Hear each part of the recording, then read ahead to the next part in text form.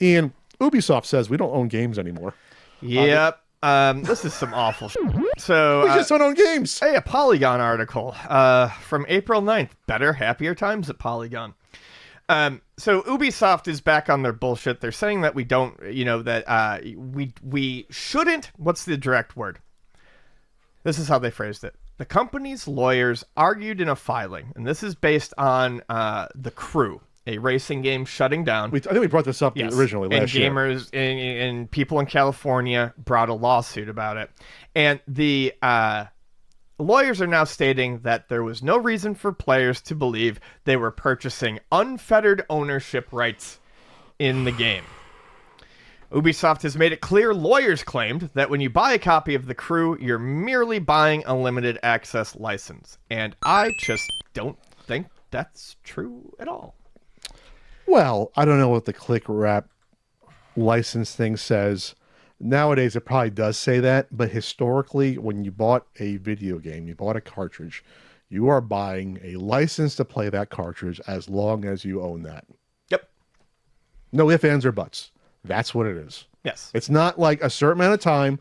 It's while I have this cartridge and I own it. This is a license. I'm carrying around a license to play Metal Gear in my hand. This is a Kickle Cubicle license I am carrying around in a plastic shell. So now what they're saying is, well, you bought a license to the game until we say you did. Until we say so. Yes. It can be a week. It can be a day. Like Sony did the right thing at least, and they gave people their money back for that horror show that came out in the fall. Yeah. But the point is that this is a new era now, with obviously physical games may not exist. God, this whole episode is just making me so depressed. Yeah, I mean, I might just jump off the Coronado. I might just go for it. We're entering the point where they do not want you to feel like you actually own the things you buy. This is very dystopian, but this is where we are marching towards in physical media for all entertainment, not just video games. Yes, everything. Everything. The Amazon Paperwhite, Kindle, recently said, I think with this new update or whatever, you can no longer dump your books. You don't own the books that you're buying. You don't own the digital, the e-publish files. Let's see. According to this Polygon article, it's long been the case with digital media that companies are licensing the game rather than selling it outright, but it's not something that has been totally obvious to all. And it's becoming a bigger issue as technology ages and as games like The Crew get shut down. To mitigate the issue, your guy, Governor Gavin Newsom, this was good. I was literally going to bring it up. I fucking hate him, but we talked about this also. We could bring this up. He instituted a law that basically it has to be stated directly that you are not buying this to own this forever. You are buying this to play it for as long as they determine you're allowed to play it. Correct. Which we said at the time, this might be good in some aspects because if it's shown in front of your face and emblazoned, hell, if there is a physical alternative that might be lasting longer, maybe you will then buy that at least versus the digital.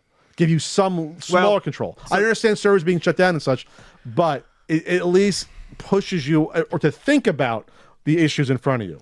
This brings up, though, what I have to talk about, and that's the physical game industry is a fucking racket at this point, too. A lot of these games, and it goes with limited publishers and big publishers and all of this stuff. Time is moving too fast. So many of these physical games that you're getting at this point on disc are, the day one patch ruined the idea of actually owning your game, because if you do own it and you put it into a fresh system with no updates, you're playing something broken. Sure. Some of these are just key checks. You put the disc in your system and it runs a key check. It's like a key. Yeah. And then it just plays the fucking digital game that's on your computer. So I'm tired of the fucking smug assholes who are like, well, that's why you gotta buy physical. Your physical copy is gonna be fucking worthless too. Unless everything 100% is always on that from the start. Right, yes. And that's just not the case anymore. It's even happened with limited run games where that was their whole thing at the beginning was we're gonna wait and do the last version of the game. And now that's all gone fucking to hell too. Well, so it just doesn't matter. Well, they don't own themselves anymore, unfortunately, which is probably accelerating it where it's just like, yeah, put out whatever. Just churn, baby, churn. The Planet had a good counterpoint to this. This is actually very clever, the lawyers. On March 18th, the plaintiffs responded with an amended complaint to address the issues brought up by Ubisoft and added an additional accusation that Ubisoft is breaking rules around the sale of gift certifications, something that they argued the crew's currency could be considered. In California, gift cards can't expire. Yay, California. And the argument is that Ubisoft broke the law when the crew was shut down, rendering the credits expired. The plaintiff's lawyer argued that the crew's currency system meets all the requirements to be considered a gift certificate or gift card. See, this is the part of law that I fucking love. This is clever. I love this shit. I want to see them argue this in court. I love when law has to take novel approaches to something, and when you read it, you're like, oh, okay, I can follow this path from A to B to C to D. There are a lot of shitty, awful lawyers, yes, but is law interesting and fun? I think so. Replying to Ubisoft's argument that the statute of limitations is up, the plaintiffs responded with their own photos of the crew's packaging, which states that the activation code for the game doesn't expire until 2099. That's an example of how Ubisoft implied that the crew would remain playable during this time and long thereafter, per the amended complaint. Oh, I fucking love this lawsuit. Dig your fucking hooks into them. Yeah. Because this could actually be, this could become some sort of law going forward. Well, a precedent-setting lawsuit. Yeah. There was no reason to suggest the crew would shut down, the lawyer said, until 2023 when the game was announced to be shut down. So that statute of limitations is not up. So now you're saying, like, this is like a false advertising thing as well. I'd say, well, if you said it's up until 2099. Yeah, if I'm supposed to be able to, activate this until 2099 and I can't, then you have lied. You know why they would say that? Because if they ever said when a new game come out an explicit date where they could shut off the servers, no one would fucking buy it. No one would say, well, we might shut these servers down in 4 years. Would you buy that game? No, you would not. So they'll never do it. If I desperately needed to play it, I would wait until it was on very, very sale and then be okay. For $10, I'll get a year's. Yeah. What is the server shutdown cost sale on Steam for this game? Well, because at a certain point, and I don't like this, but there is a certain point where a person's mindset is going to change on how they purchase these games if this becomes the precedent. If we don't own these, people are going to look at it as a ticket or an admission. And do I want to? No one is going to want to pay an $80 admission to something that they may get to enjoy that they may not own for more than 2 or 3 years. Sure. But then if something goes on sale, you look at the $10 price. Well, okay, that I can be like, okay, I can go have fun for $10 for a little bit. That's easier. We'll get into movies in a second, but imagine if you bought a DVD of a movie and you had a feeling that you cannot watch that DVD in like 4 years potentially. Like, how crazy would that seem? Yeah. But that's what happened with games, and we accept it now. Especially to people like me who hoard games, and it's like, I don't get to some of these games until like 2 years after they come out. Imagine me buying a game and then like... I know you make fun of us shelf collectors. Video game collecting would never have become a thing if the game shut off after a certain amount of time. You couldn't access it anymore on a console. Oh, yeah. Because while we do like the knick-knack itself, it's the fact that you can utilize these things. That's why I would say, like, that's why this, like, video game collecting is unique in that you can play the pieces on them. Like, you can play the art and entertainment on them. It's not just the physical act of collecting. It's like we can access all of those when we want to if we have working hardware.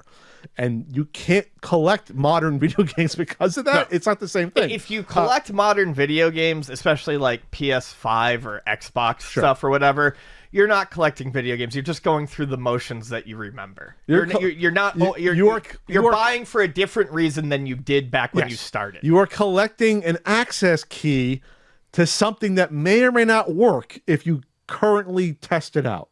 Like, that's what you are buying. Right. A potential... It's an access key of the past you are kind of purchasing for a modern game. Yes. Like, that's what you're doing. Well, yeah, and what I'm trying to get at is a lot of people with huge collections are like, well, I own my games, and if I ever want to play this, I can't. And now you can't say that anymore. Yeah, you won't from, like, PS4-ish on. Like, you can't do that anymore. And speaking of CEOs putting their feet in their mouth, this is a corollary to, like, them not wanting you to own anything in a way, which I'll get into why. You're not going to see it first. Netflix COO says movie theaters are outdated. Netflix CEO Ted Sarandos, who I'll never have a fucking sandwich with ever, says movie theater model is outdated. Most of the country cannot walk to a multiplex. Which is just, I mean, Pat said that to me yesterday when we were talking about topics ahead of time, and I just said, what is that supposed to mean?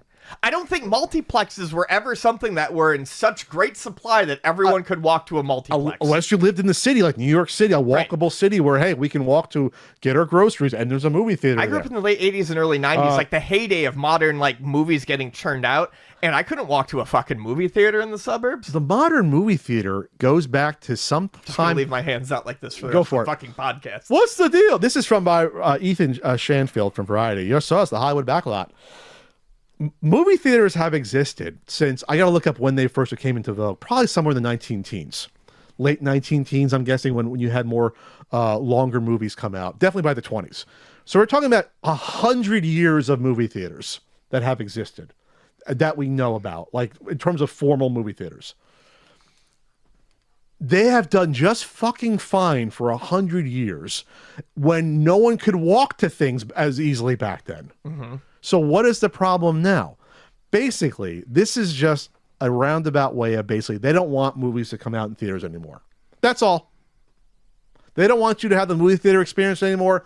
They don't want you to have anything outside of easy access for a monthly fee to mediocre shit that they put in front of you, where you have less of a choice to decide what gets made in the future, because when you go to a movie theater, you are voting with your dollar about what you like directly.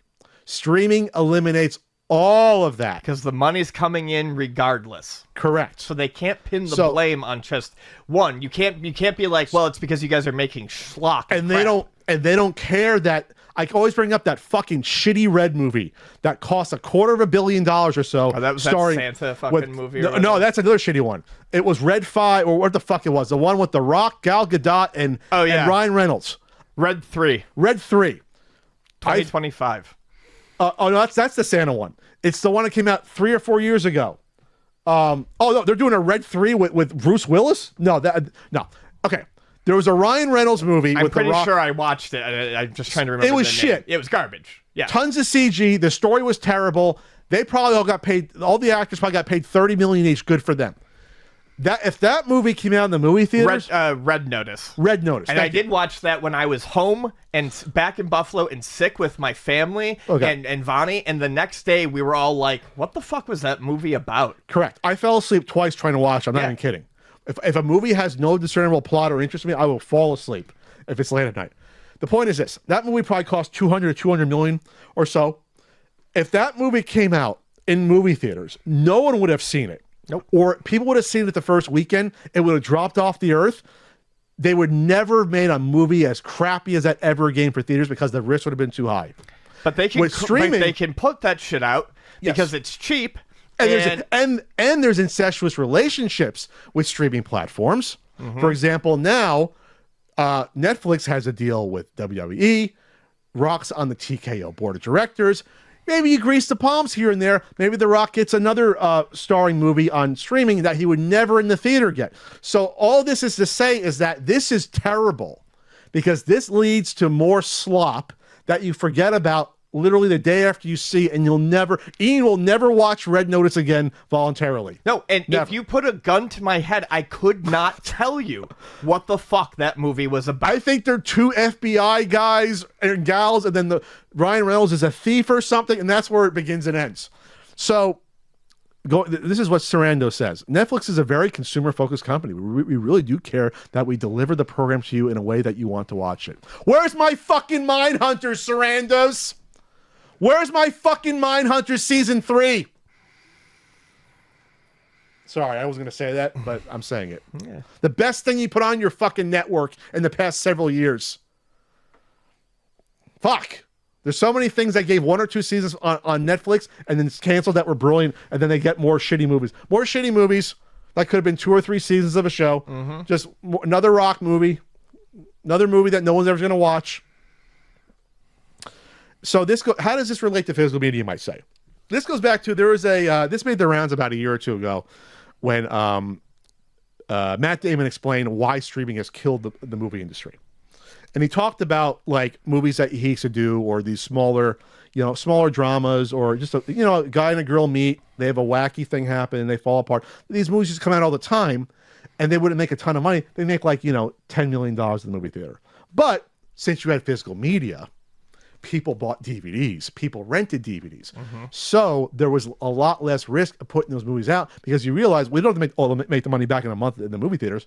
We can have a tail on this, right, where we can then put this into the Targets and put them when movie rental stores. We can sell millions of dollars of DVDs to people, because that's how it used to work. And you fund a wider variety of things that a bigger demographic that can enjoy overall. It's not just honing in on, everything has to be a fucking IP. Everything has to be a sequel. It gives you more variety, and you have a more healthier industry with, as Ian would say, for AA movies or AA games. Right. A movie that costs $10 million, we don't have to spend $200 million every fucking movie. Like, that doesn't exist anymore, largely because physical media is gone. And someone like this is killing the industry by saying this. Yes. And discouraging you from going to the theaters and putting up articles like on Variety. Sinners just came out, one of the best R-rated openings ever for a movie, original IP, making a couple $100 million. Articles coming out saying, well, I don't know if this is enough money. They're trying to make it seem like there's no future in movie theaters, and it's coming from the inside. They are sabotaging. Yes, purposely. You have to see what's happening. They are trying to, the same way they're trying to do with games, they are trying to move the industry away from where it was and have you accept something that's far worse that will cost you more long term. And they're gaslighting you into it. They're trying to say that this is where the market's going when Yes. they're directing the market in this direction. Tom Cruise saw the weird fucking articles. Tom fucking Cruise, of all people. Well, he's a big guy about going to the movies. Yes. And he saw the weird shit that was being churned online on some of these like Variety articles and shit. He put out a tweet saying, go see Sinners, it's great. He never does shit like that, because he sees them trying to morph the industry into something fucking unholy by doing this. Good on Tom Cruise for doing that. Yeah. That fucking maniac. He's a maniac, but he puts out good movies. I'll say that. So there you go. So that's what it comes down to. So obviously physical media is going to be going at some point, but don't let them tell you it's going for reasons other than the reasons they want it to leave. Yes. It's not harder to go to the movie theater. It's not. That's ridiculous. Yeah.